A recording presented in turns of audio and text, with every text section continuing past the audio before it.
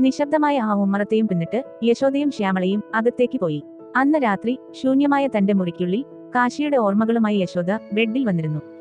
കഴിഞ്ഞ രാപ്പകലുകൾ അത്രയും തന്റെ പ്രാണനാഥന്റെ നെഞ്ചിൽ ചാഞ്ഞുറങ്ങിയ നിമിഷങ്ങൾ അവളുടെ മനസ്സിലേക്ക് വന്നു പെയ്തു.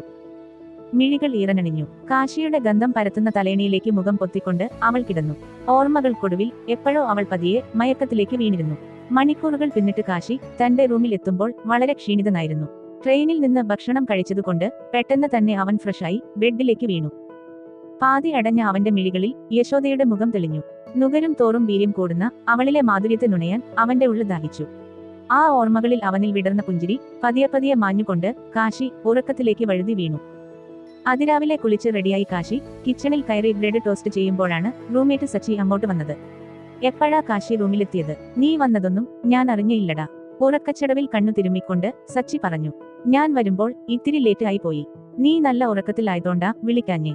ടോസ്റ്റ് ചെയ്ത ബ്രെഡ് വായിലേക്ക് ഇട്ടുകൊണ്ട് തന്നെ കാശി അത് പറഞ്ഞു. അതു പോട്ടെ, ഒരു കല്യാണം കഴിച്ചതിന്റെ സന്തോഷമൊന്നും നിന്റെ മുഖത്ത് കാണുന്നില്ലല്ലോ. എന്തു പറ്റി മോനെ, ഒന്നും നടന്നില്ലേ? സച്ചി കുസൃതിയോടെ ചോദിച്ചു. എന്തു പറയാനാ, നടന്നതിന്റെ പ്രോബ്ലം ആണെടാ എനിക്കിപ്പോ. ഒന്ന് എൻജോയ് ചെയ്തു വരുമ്പോഴേക്കും പെട്ടെന്നിങ്ങു പോന്നില്ലേ? ഒരു കള്ളച്ചിരിയോടെ കാശി പറഞ്ഞു. എന്നാ പിന്നെ നിനക്ക് അവളെ കൂടെ കൊണ്ടുവരാറുന്നില്ലേ? സച്ചി ചോദിച്ചു. ഞാൻ അതേപ്പറ്റി ആലോചിച്ചതാ. പിന്നെ നല്ലൊരു ഫ്ലാറ്റ് എടുത്തു മാറിയിട്ട് അവിടേക്ക് കൊണ്ടുപോവാലോ വെച്ചു. അവൾക്കു ഇവിടെ അഡ്ജസ്റ്റ് ചെയ്യാൻ റിസ്ക് ആയിരിക്കും. ഒരു ദീർഘശ്വാസത്തിലാണ് കാശി അത് പറഞ്ഞത്. എന്നാ ഓക്കേടാ, ഈവനിങ് കാണാം. അവർ സംഭാഷണം അവസാനിപ്പിച്ച് പിരിഞ്ഞു. ഓഫീസിൽ കാശിയെ കണ്ടപ്പോൾ എല്ലാവരും യശോദയെപ്പറ്റിയായിരുന്നു ചോദിച്ചുകൊണ്ടിരുന്നത്. അത്യാവശ്യമായ പ്രൊജക്ട്സ് ഉള്ളതുകൊണ്ട് പിന്നീടുള്ള ദിവസങ്ങൾ കാശി നല്ല തിരക്കിലായിരുന്നു. ഇടയ്ക്ക് വന്നു പോകുന്ന ഫോൺ കോളുകളിൽ അവനും യശോദയും സംസാരിച്ചു. അവളോടുള്ള അടങ്ങാത്ത ആഗ്രഹത്തിൽ പോലും ഒരു പരിധിയിലപ്പുറം അവൻ സംസാരിച്ചിരുന്നില്ല. ഒരുപക്ഷെ താൻ അങ്ങനെ ചെയ്തില്ല എങ്കിൽ അവളിലും അടങ്ങാത്തൊരു മോഹം ജനിപ്പിക്കുമെന്ന് അവന് തോന്നി.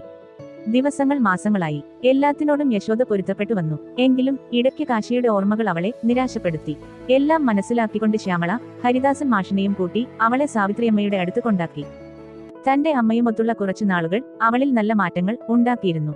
അങ്ങനെ ദിവസങ്ങൾ വീണ്ടും കൊഴിഞ്ഞുപോയി. ഇരുണ്ടു മൂടിയ മേഘപാളിയിൽ നിന്നും മഴ ചെറുതായി പൊടിഞ്ഞു. മേപ്പത്തൂർ വീടിന്റെ മുൾവേലിയോട് ചേർന്ന് നിൽക്കുന്ന ചെമ്പക മരത്തിൽ നിന്നുള്ള മാസ്മരമായൊരു സുഗന്ധത്തിനൊപ്പം നനവ് പടർന്ന മണ്ണിന്റെ ഗന്ധവും അവിടമാകെ പടർന്നു.